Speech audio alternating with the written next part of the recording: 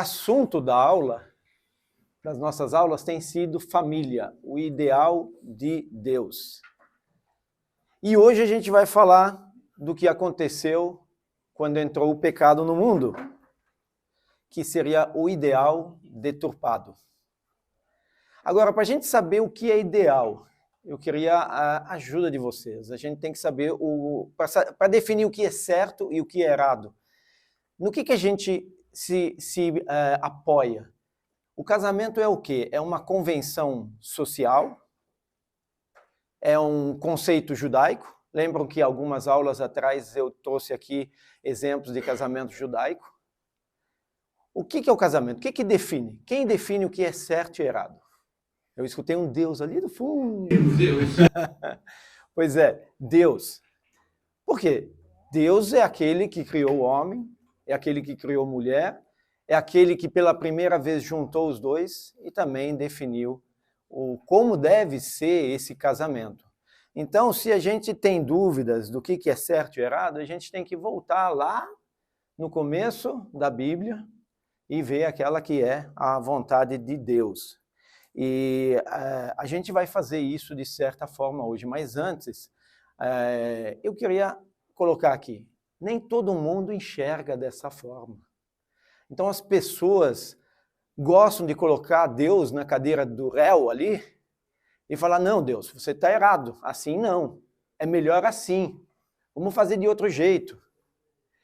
E a gente pensa assim, será que isso é uma coisa nova, é dos nossos tempos agora, que a gente começa a questionar o casamento assim como ele era na Bíblia?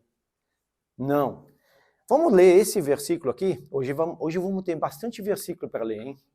Alguém pode ler para a gente esse versículo aqui de Romanos 1, 21 a 22?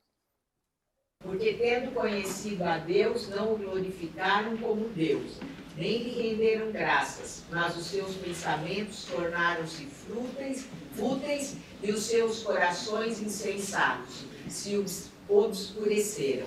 Dizendo-se sábios, tornaram-se loucos. Exatamente.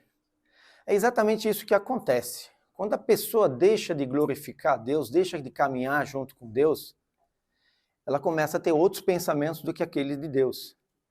E aí a pessoa se acha sábia, acha que é melhor que Deus, e aí começa a ficar tudo errado.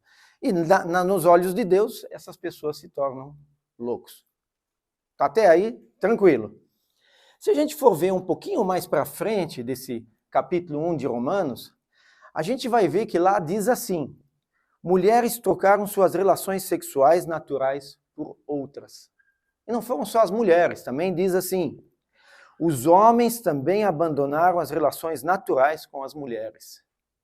Então já vem de muito tempo que acontecem coisas que não estavam dentro do ideal de Deus. Então, para começar hoje, vamos tomar alguns exemplos. A gente tem hoje legalizado em mais de 30 países o casamento entre pessoas do mesmo sexo. Isso começou em 2001 na Holanda e em 2011 foi vindo em vários países. 2011 chegou também no Brasil, quando o Supremo Tribunal Federal reconheceu legalmente o casamento de pessoas do mesmo sexo como uma entidade familiar. Aí você fala, mas é só isso? Não, no livro o autor, o Marcos Soares, menciona um outro tipo de casamento, que eu desconhecia, vou ser bem sincero, o casamento sologâmico. Quem sabe dizer o que é um casamento sologâmico? Monogâmico a gente sabe, né? Eu me amo, né? É como ele. Sologâmico, eu me amo. Um casamento onde que a pessoa casa consigo mesma. Vamos ver como que é isso. Ele dá o exemplo de um voto que foi feito num desses casamentos. Ele funciona assim. Eu, Nadine, prometo habitar minha própria vida de maneira prazerosa e saborear um relacionamento amoroso vitalício com meu belo eu. Declaração para ela mesma, né? Isso parece estranho? Sei lá. Na Inglaterra tivemos outro autocasamento, ou sologâmico. Sim? Deu divórcio depois ou não? Veja bem, ela ficou casada durante 3 meses e depois ela desistiu que era bom, mas durou pouco, né? Então, é de se perguntar algumas coisas aqui, né? Mas aí teve esse casamento na Inglaterra em 2015. Em 2017, essa pessoa que se casou consigo mesmo, ela teve uma crise conjugal. Porque ela teve um relacionamento, um caso de 5 meses com um homem. Olha que crise que ela passou, hein? Imagina então como seria a lua de mel de uma pessoa dessas. Pô, legal, eu vou curtir uma lua de mel sozinho comigo mesmo. A gente tem dificuldade de entender isso. Mas isso também chegou no Brasil. Em 2019, a gente teve o primeiro casamento sologâmico no Brasil. Não legalizado, tá? Bem claro isso. Mas chegou a tal ponto que essa pessoa, a Jussara, que se casou, ela abriu uma empresa Eu Comigo. E ela faz só eventos de casamentos sologâmicos. E eu fui ver na internet, essa empresa ainda existe hoje. Ou seja, há interesse nesse tipo de coisa, não são só casos específicos, assim, isolados. Então a gente fala, cara, para onde que a sociedade está indo? Vocês querem ir além disso? Já houve casamentos com animais. Teve casamentos de pessoas com pôneis, gatos, cabras. Onde que a gente vai parar? Ah, mas isso é só da cabeça das pessoas. Até um certo ponto. Em vários países da Europa, por muito tempo, relações sexuais com animais estavam dentro da lei, eram autorizadas, estavam certas. E, pasme, só em 2015, o último país, que foi a Dinamarca, cancelou essas leis. Né? Aí vocês vão me dizer, graças a Deus, estamos voltando ao conceito bíblico. Negativo. Isso tudo só foi feito por causa dos ativistas dos direitos dos animais. E por isso que foram revogadas essas leis. Então, aonde que a gente vai chegar? Ok, temos um ponto positivo. Na maioria dos países, juridicamente ainda vale o seguinte: o casamento implica necessariamente a união entre 2 pessoas. Então, chegamos aí, pelo menos isso, né?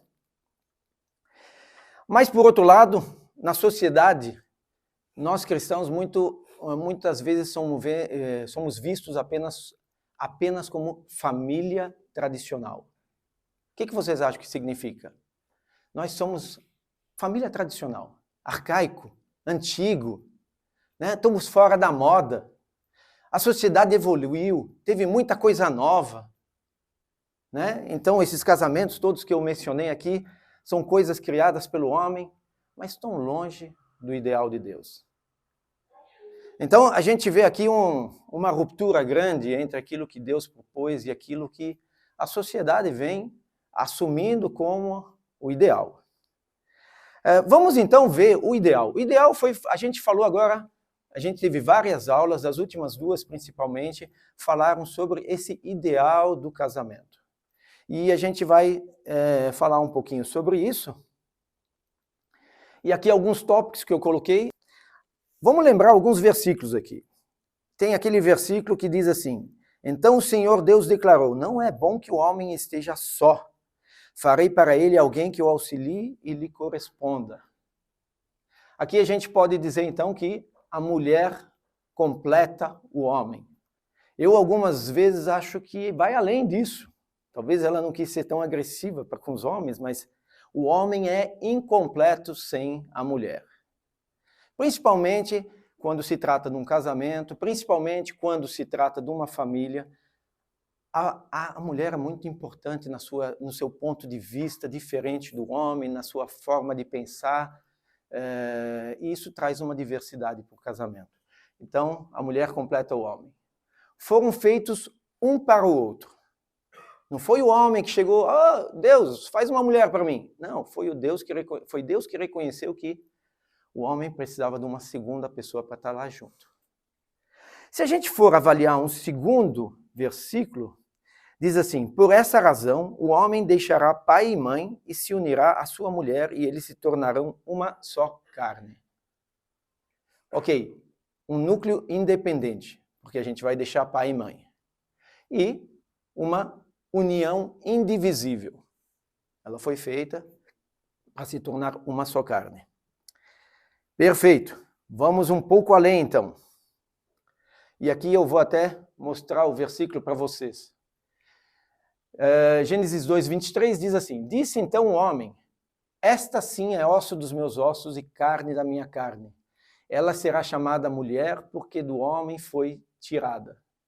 Aqui, só para dar um pouquinho de força naquilo que a gente vai também comentar hoje, mulher e homem poderia ser traduzido também como ela será chamada varoa porque do varão foi tirada. E a palavra original ali é ish e isha, né? Porque tem aquela brincadeira de consoantes e assim, de palavras, né? De palavras.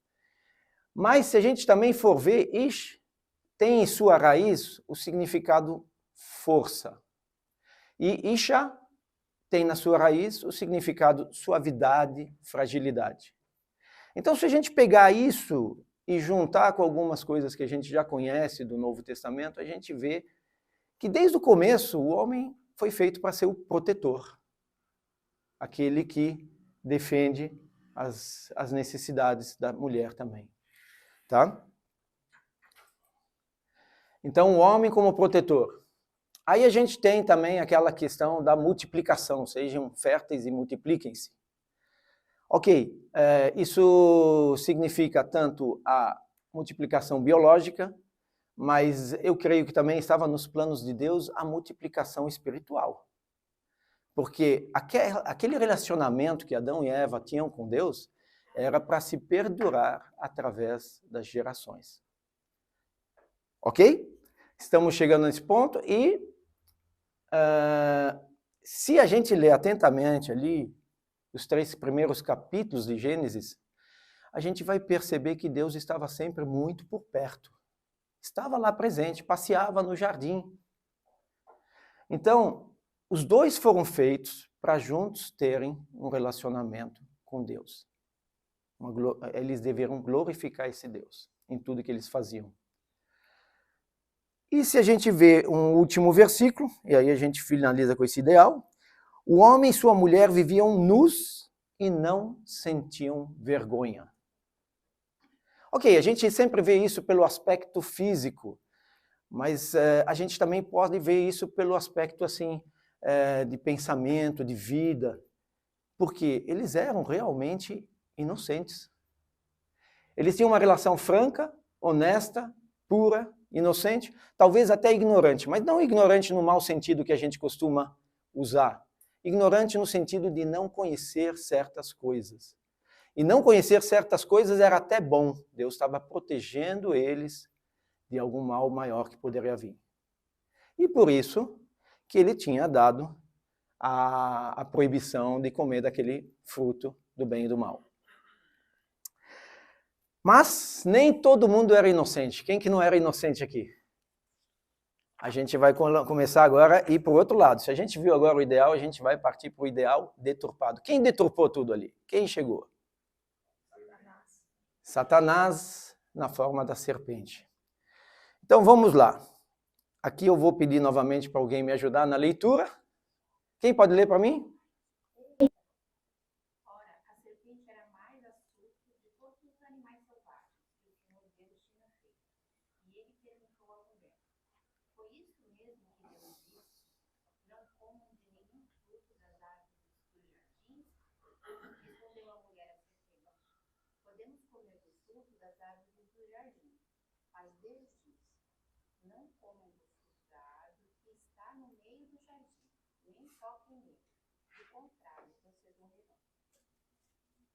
Exatamente. O primeiro ponto que a gente poderia ver aqui é com quem a serpente foi conversar. Se ali na frente a gente viu que o homem deveria ser o protetor daquele relacionamento, a serpente foi justamente conversar com a mulher. Se o homem recebeu a ordem de Deus de não mexer naquele fruto, a serpente foi esperta e foi conversar justamente com a mulher. Agora, assim, a mulher não começou mal. Vamos ver o que então a serpente diz. A serpente diz assim, não como de nenhum fruto das árvores... Assim, ela... só tem que ler tudo, né? Foi isto mesmo que Deus disse? Não comam de nenhum fruto das árvores do jardim? Foi isso que Deus disse? Pelo contrário, Deus falou assim, comam de todas as árvores do jardim, exceto uma. Então já começou assim, mas talvez isso para criar aquele diálogo, né? E logo Eva se defende, corretamente. Não, a gente pode comer dos frutos das árvores do jardim. A gente só não pode comer daquela árvore. E é interessante que parece que as coisas estavam muito bem encaixadas até aquele momento. Porque ela acrescenta até uma palavrinha, uma coisinha a mais aqui que Deus não falou. Ela acrescenta aqui, nem toquem nele. Deus não tinha falado isso. Deus falou para não comer. Mas com isso, o que eu quero dizer? Havia provavelmente um tremendo respeito àquilo que Deus falou, e eles preferiram nem chegar perto daquela árvore. Vamos manter distância, olha, a gente não precisa. Deus falou que não, então, né? E aqui a serpente começando justamente a trabalhar no coração da Eva. Se a gente for ver aqui o próximo, né, a sequência, né, a gente vai, como eu falei, vamos ler bastante versículo. Disse a serpente à mulher, certamente não morrerão. Deus sabe que no dia em que dele comerem, seus olhos se abrirão e vocês serão como Deus, conhecedores do bem e do mal. O que está acontecendo aqui? O que Deus faz? O que a serpente faz? Desculpa. Primeiramente, mente descaradamente. Porque ela fala que certamente não morrerão. E o que Deus falou foi o oposto. E no segundo momento, ela fala o quê? De repente ela quer falar assim, ó, vocês têm uma vida boa, mas ela pode ser melhor. Vocês ainda não são iguais a Deus? Vocês podem até ser iguais a Deus. Tem mais coisa. Né? E aí a gente cai naquela que a grama do quintal do vizinho é sempre melhor. Né? A gente tem um quintal bonito, mas a gente só fica olhando o do vizinho ali. Né? O que também acontece, infelizmente, em muitos casamentos. Né? Mas é exatamente isso que aqui a serpente está tramando. E se a gente continuar, peço de alguém ler aqui para a gente. Quando a mulher viu que a árvore parecia agradável ao paladar, era atraente aos olhos e, além disso, desejável para dela se obter discernimento, tomou do seu fruto, comeu e o deu ao seu marido, que comeu também. Perfeito. Eu não sei quanto a vocês, mas para mim causa a impressão que pela primeira vez a mulher está olhando mais precisamente para aquela árvore.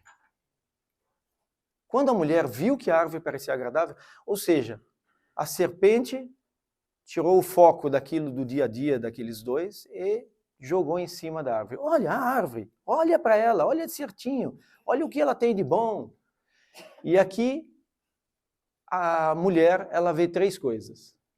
Ela vê a questão física, a questão estética e o desejo para obter o discernimento. Tá? É interessante, a gente poderia se perguntar onde estava Adão nesse momento. O que vocês diriam? Onde que está Adão?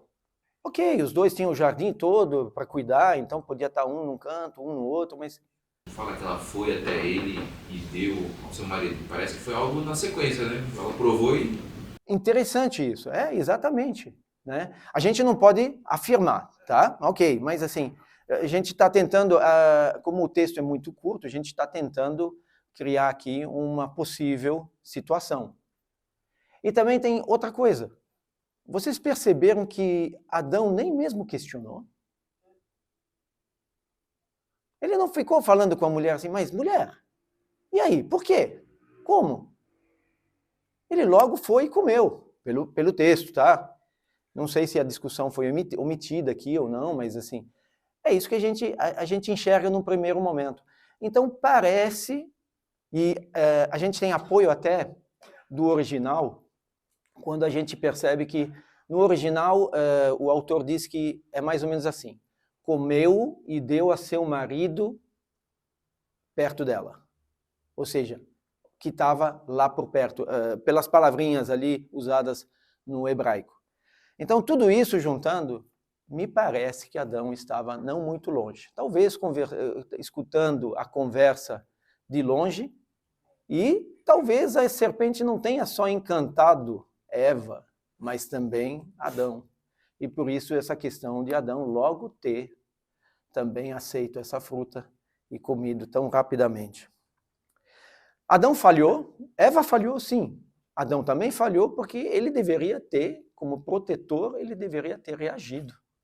Ele deveria ter feito alguma coisa. Sim, Marcelo. Tem um livro bem interessante do Larry Craig, que ele fala sobre, o título é O Silêncio de Adão. E esse livro, para trabalhar com hombridade, com sacerdócio, é bem interessante, é bem completo, na parte que o homem às vezes se cala no lar e deixa as coisas acontecerem e não exerce o seu papel de liderança, de sacerdote. Né? Perfeito, boa dica aí de livro também, então, mas é exatamente isso, né? Eu acho que o que acontece com Adão não é nada mais, nada menos do que acontece muitas vezes nos dias de hoje ainda, né? Exato. E se Adão não tivesse por perto, ainda assim, foi muito ruim o que Adão fez, porque ele escutou, não porque ele escutou a mulher, né? É certo a gente escutar a mulher e avaliar, mas porque a mulher veio com uma proposta que era exatamente oposta àquela que Deus colocou. Então ele colocou a palavra da mulher acima da palavra de Deus. E ali estava esse erro. Então, de qualquer jeito, Adão estava extremamente envolvido e era culpado também, com certeza. E aí a gente vai para o próximo versículo, que eu nunca dei tanta atenção, mas depois de ler aqui o livro, eu vi algumas coisas mais. Os olhos dos dois se abriram e perceberam que estavam nus, então juntaram folhas de figueira para cobrir-se. Vocês já se perguntaram o que significa os olhos dos dois se abriram? O que deve ter acontecido dentro da cabeça de Adão e dentro da cabeça de Eva naquele momento? Porque eles se tornaram conhecedores do bem e do mal. Deve ter sido assim um momento de, né, muita... Eu não sei explicar. Eu peguei aqui um texto de um livro de Cassian e de Moss. E eles colocam da seguinte forma, ele tenta descrever esse momento da seguinte forma. Eu achei boa a descrição, por isso eu trouxe. Imagine o poder da conscientização e as emoções que inundaram o espírito de Eva quando a inocência foi destruída. Deve ter sido alucinador.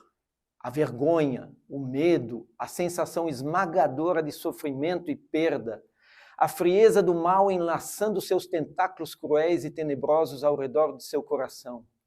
Pela primeira vez, Eva se sentiu envergonhada, arruinada, insegura, exposta. E Adão sentiu as mesmas coisas. Não é de admirar que tenham costurado folhas de figueira numa tentativa miserável de se cobrirem. Eu não tinha pensado em tudo isso, que poderia ter acontecido tudo isso naquele curta menção que a Bíblia faz aqui, né? Tem um comentário aqui no final que é interessante. Não é de admirar que tenham costurado folhas de figueira numa tentativa miserável de se cobrirem. Por que ele colocou assim?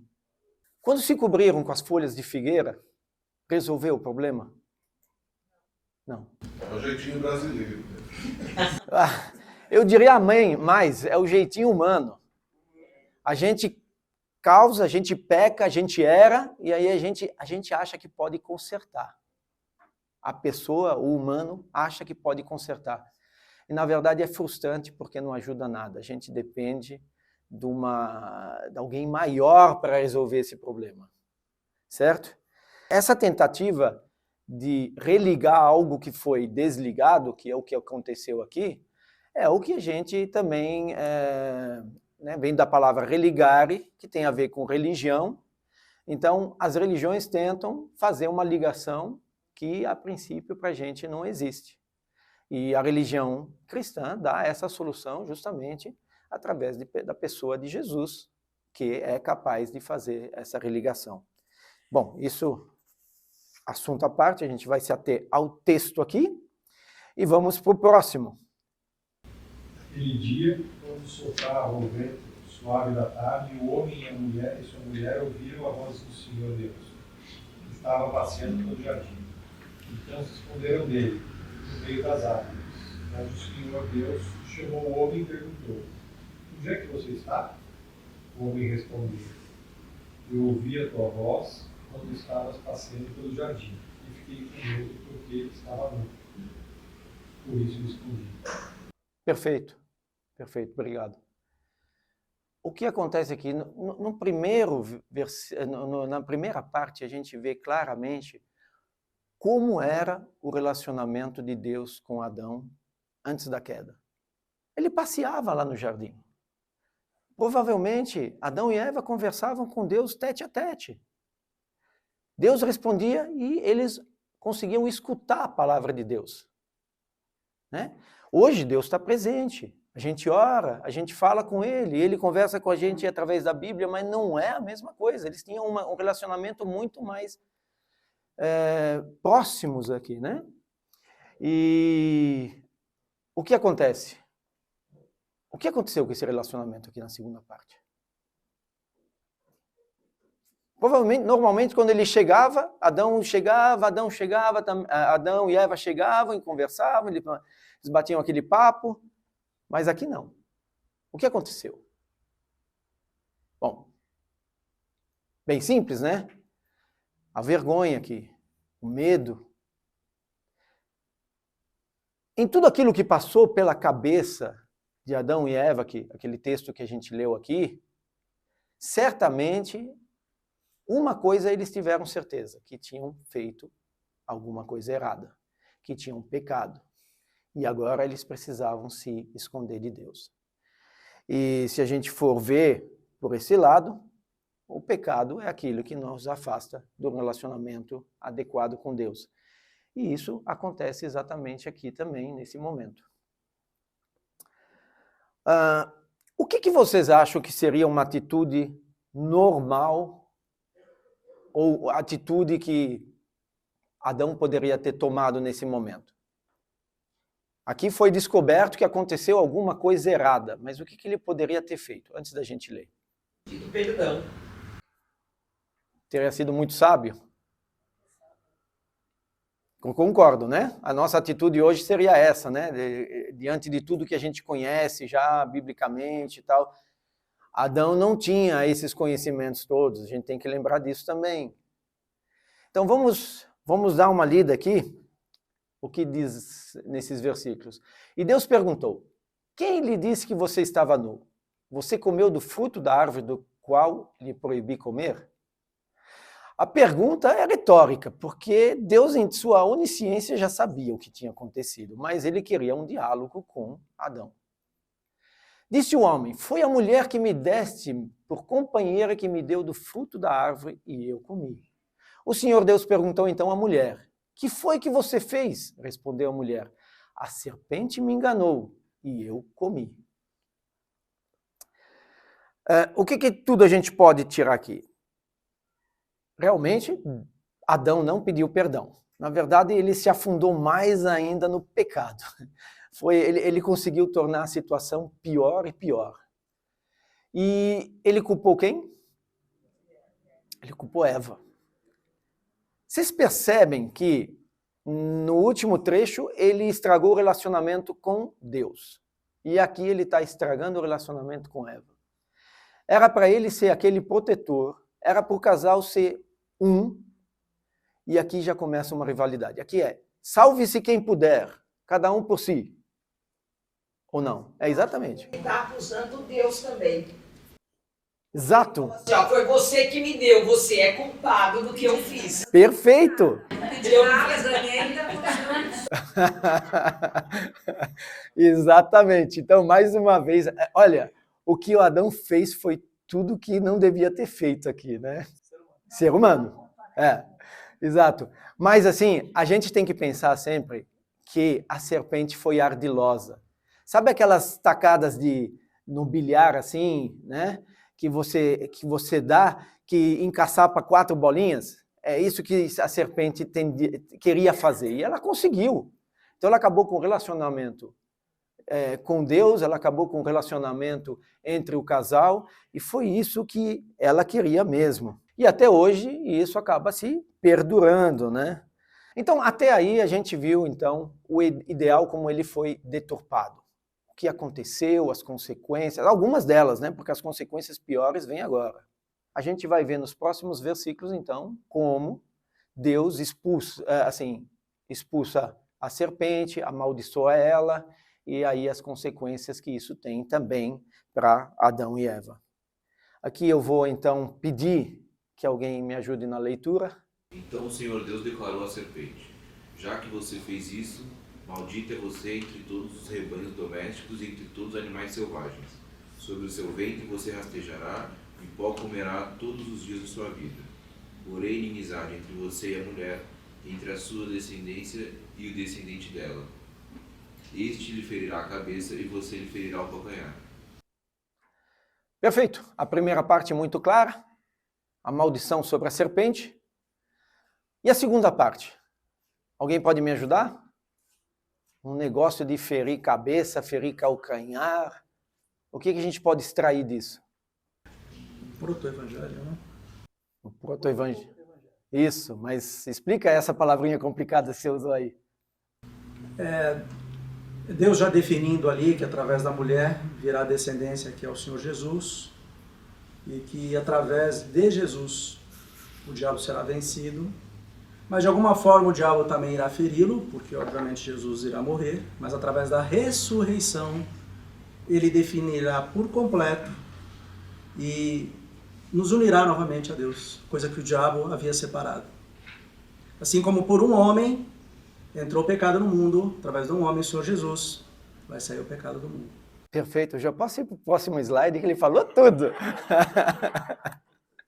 Tá, mas é isso mesmo, é isso mesmo. E aqui a gente vê como que é Deus. Ele poderia ter, nesse momento, falou, o homem estragou tudo, vamos parar aqui mesmo. Mas não, ele já tinha um plano em mente, um plano para consertar aquilo que Adão quebrou aqui, né? Perfeito, mas então vamos para o próximo. A mulher, ele declarou: multiplicarei grandemente o seu sofrimento na gravidez. Com sofrimento você dará à luz filhos. Seu desejo será para o seu marido e ele a dominará. E ao homem declarou: visto que você deu ouvidos à sua mulher e comeu do fruto da árvore, da qual ele ordenara que não comesse, maldita é a terra por sua causa. Com sofrimento você se alimentará dela todos os dias da sua vida. Ela lhe dará espinhos e ervas daninhas, e você terá que alimentar-se das plantas do campo. Com o suor do seu rosto você comerá o seu pão, até que volte à terra, visto que dela foi tirado. Porque você é pó e ao pó voltará. Ok, que consequências a gente tem aqui? Aqui são várias, né? Mas a gente quer se ater mais àquelas que dizem respeito ao casamento. Mas vamos lá. Uma das consequências é que o parto seria sofrível, seria com dor, o parto da mulher quando tiver o filho, né? E outra consequência é a questão do trabalho. O trabalho que era para ser uma bênção será também feito em sofrimento. Temos mais que tirar desse texto? Eu acho assim, antes a mulher era companheira, agora ele a dominará. Interessante, né? Esse é um bom comentário seu aqui. Vamos dar uma olhada, porque isso aí tem alguma coisinha a mais. E exatamente ali onde que você está comentando, né? Porque fica estranho, né? Seu desejo será para o seu marido e ele a dominará. Fica estranho. Aí o autor, ele estudando isso, estudando ali o hebraico e tal, ele chega à conclusão que em Gênesis 4:7 existe um trecho muito parecido nas palavras usadas, e ali naquele trecho fala de Caim, e ali fala no sentido de ser contra. Então aqui pode ser uma tradução que não foi tão bem sucedida. Então talvez a gente pudesse ler esse texto, e tem muitos estudiosos que concordam com isso, tá? Eu não vou poder afirmar aqui porque eu não conheço o hebraico, mas seu desejo será contra o seu marido, ou seja, reforçando o conceito de rivalidade que foi criado ali no outro versículo, que Adão começou a acusar a mulher, pensar só em si. Isso seria quase que um resultado também aqui declarado por Deus como o começo da rivalidade no casamento. E como tem uma rivalidade, aí o homem começa a usar de opressão. E quando existe a opressão, a mulher não quer mais se submeter. E quando ela não quer se submeter, ela assume a posição de liderança, surgem os movimentos feministas e tudo que a gente vê nos dias de hoje. E tudo está bagunçado, e aquele jeito certinho que Deus fez as coisas não existe mais. A princípio, mais ou menos, é isso que acontece aqui. E no final, Adão foi criado do pó da terra, e ao pó voltará. Ali a morte entrando como uma das consequências também desse pecado dos dois. Adão deu à sua mulher o nome de Eva, pois ela seria mãe de toda a humanidade. O Senhor Deus fez roupas de pele e com elas vestiu Adão e sua mulher.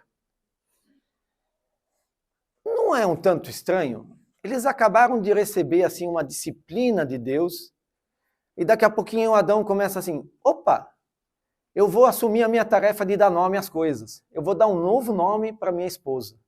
Vai ser Eva.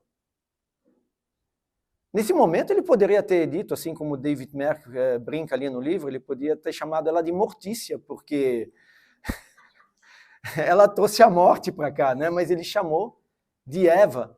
Não é estranho que ele aqui... É a primeira vez que esse nome aparece na Bíblia. Tá? Tem algumas Bíblias que desde o começo de Gênesis 2 ali já mencionam o nome Eva, mas no hebraico é a primeira vez que aparece Eva aqui. O que significa Eva? Significa vida. Vida. E essa frase no hebraico, ela enfatiza esse conceito de vida.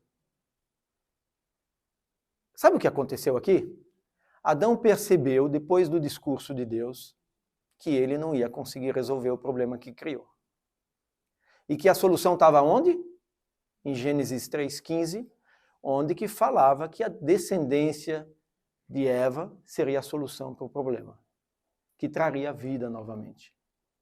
E é exatamente o que ele está declarando aqui. Ele está falando, Deus, eu entendi. Por isso que eu vou dar um novo nome para minha esposa. Ela será Eva. Tudo bem que talvez eles não entenderam exatamente como funcionaria essa descendência, se era direta, se era bem mais para frente, mas ele entendeu. Tá? Ele fez roupas de pele. Lembram que a gente tinha falado que as folhinhas de figueira não adiantaram muito? Para que eles tivessem roupas de pele, animais tiveram que ser sacrificados, mortos. Ou seja, o sangue redime o pecado. E aí a solução para o problema deles novamente veio de Deus. Aquela solução feita por eles não serviu de nada, mas Deus está aqui provendo também nesse sentido uma solução. Nos versículos restantes, eu não vou ler eles aqui, tá? Acontece o quê? Deus expulsa os dois do paraíso. Por quê? Porque ainda havia a árvore da vida. Se eles comessem daquela árvore, o problema aí sim se tornaria praticamente insolúvel. Então ele preferiu tirar os dois do paraíso, e é isso que acontece. E esse é o capítulo 3 de Gênesis, rapidamente exposto aqui para vocês. Conclusão que a gente toma disso que eu falei aqui, né? Gênesis 1 a 3, na verdade, é uma miniatura da história do universo. Porque ele fala da criação, ele fala da queda, e ele já dá início à redenção. A única coisa que falta aqui é a restauração, que seria a segunda vinda de Jesus. Então, tem extremamente muito conteúdo esses 3 capítulos da Bíblia, até porque a gente teve tanto tempo para passar eles aqui na EBD. Mas então, vamos ver algumas coisas que a gente pode entender hoje. A história da redenção começa, então, a ser revelada a partir das histórias da família de Gênesis. A redenção começou agora, então tudo que vier a partir de agora, inclusive nessas aulas de EBD, que a gente vai estudando as famílias que teve em Gênesis, vocês vão ver como a redenção vai estar atuando nessas famílias. O fato de ter sido deturpado o ideal não significa que a gente não continua sendo imagem de Deus, mas ela está distorcida.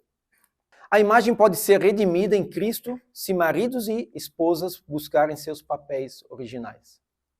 E aí aquele que a gente falou no começo. O ideal foi Deus quem fez, e a gente realmente precisa voltar lá para o começo da Bíblia para a gente entender o que é bom e o que não é. E precisamos educar nossos filhos para a independência com toda a bagagem da imagem de Deus. O que eu quero dizer com isso?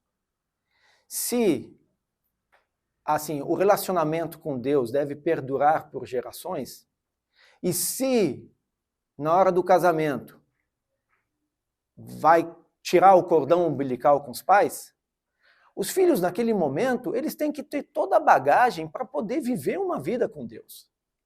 E essa é uma tarefa que é dada aos pais. Tão simples assim.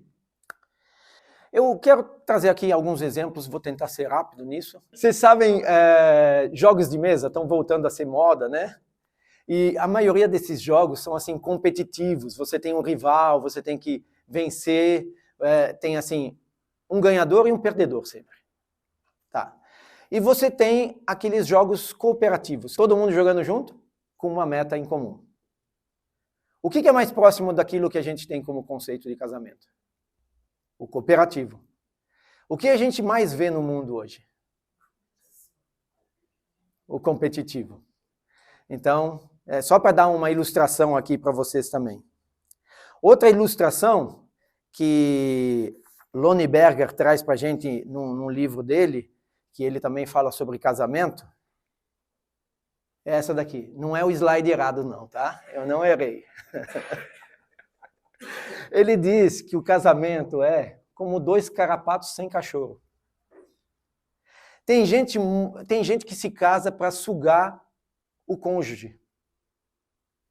E aí, se os dois vêm com essa mesma mentalidade, são 2 carrapatos, mas nenhum quer ser cachorro. E aí, o que acontece com 2 carrapatos sem cachorro? Não dá certo, eles moram na praia. É ou não é? E o pessoal não realiza esse simples fato, tão simples. As pessoas esqueceram do viver uns aos outros, que diz na Bíblia. E aí um recado aqui que eu queria dar para os homens. Lonnie Berger é muito claro com isso. Ele diz assim, a solução tem que partir do homem. O homem tem que tomar a frente nesses casos. Ele até fala isso porque ele traz fatos das igrejas, que na maioria dos casos, se a mulher desiste do casamento e o homem tenta consertar, ainda tem uma boa chance daquilo dar certo. Agora, quando o homem desiste, pode dar certo, mas a chance é muito pequena. Então, o homem é um fator importante. Lembra aquele versículo? Vamos ver ele aqui, ó. Maridos, amem suas mulheres assim como Cristo amou a igreja e entregou-se a si mesmo por ela. É difícil algumas vezes as mulheres escutarem aquele papel de submissão. Deixa a gente explicar isso um pouquinho mais claro para vocês. Vocês estão na igreja hoje, não estão? Vocês se submetem àquilo que Cristo traz para vocês através da palavra. Por que vocês fazem isso? gente crê que é o melhor, né? Exatamente. Eu vou ser muito simplista. Se o marido fizer esse papel que Cristo faz com a igreja, o marido fizer com a esposa, não seria muito mais fácil de ela se submeter ao marido? Então, a coisa começa pelo marido. Acabar essa rivalidade começa pelo marido, ele mostrando todo esse amor que Cristo demonstrou pela igreja. E por isso que a opressão não vai longe. A questão de machismo e tudo mais, não vai longe. E aí, talvez ainda não esteja tão claro esse conceito líder do lar, cabeça de família, mas eu escutei uma vez uma pregação que eu achei muito interessante, eu quero trazer isso para vocês, um terceiro exemplo, tá? Esse exemplo já é meio ultrapassado, tá? Lembram dos aviões, quando eles decolavam, tinha um copiloto e um piloto dentro do avião? É dessa época. O avião é o casamento, é a família. E ele não decola, ele nunca decolava o avião se não tivesse um piloto e um copiloto. Porque cada um tinha as suas tarefas definidas no avião. Sem um deles, o avião não funcionava. Agora, um era menos do que o outro? Não, os dois recebiam exatamente o mesmo treinamento. Mas ali as funções eram diferentes. O que diferenciava um do outro era que o piloto tinha a autoridade final. Final. Isso não significa que pode haver conversas, que tem que ter comunicação, que tem que trocar ideias, mas a decisão final era do piloto. Mas também, vejam bem, a responsabilidade final era do piloto. Mas aqueles acidentes aéreos, muito é comentado sobre a omissão do copiloto. O piloto fazendo coisa errada e a omissão do copiloto. Então, a gente escutar a mulher quando ela fala, ela dá as ideias dela, que algumas vezes para o homem parecem um pouquinho diferentes, no nosso raciocínio masculino não cabe, né? Mas elas têm razão, muitas vezes. Sim, com certeza. E, bom, eu trouxe esse assunto, assim, se tiver alguma coisinha que ainda estiver incomodando vocês nesse instante, por favor, perguntem, tá? Senão eu vou depois pedir para a Ana vir aqui para frente ainda rapidinho. Eu queria conversar com vocês no seguinte. Se você hoje escutou o ideal de Deus e falou assim, puxa, tem muita coisa errada no meu relacionamento. Se hoje você falou, poxa, já fiz coisa errada. Não se sinta tão envergonhado, porque isso é do homem, cometer essas falhas. Mas o que precisa existir é justamente essa vontade da gente caminhar de volta àquilo que é o ideal de Deus. Tá? Eu pedi para a Ana vir aqui para frente pelo seguinte, nós, há vários anos atrás, a gente teve nossa crise no casamento. E a gente passou um mau pedaço. Sabe aqueles momentos que você fala assim, o mundo é pequeno demais para nós dois? Era mais ou menos isso. Né? Mas por que a gente está aqui hoje? E a gente está bem. Né? Por quê? Porque dentro de nós, cada um de nós sabia exatamente que a separação não era uma opção. E segundo, que a solução estava dentro daquilo que Deus tinha preparado para a gente.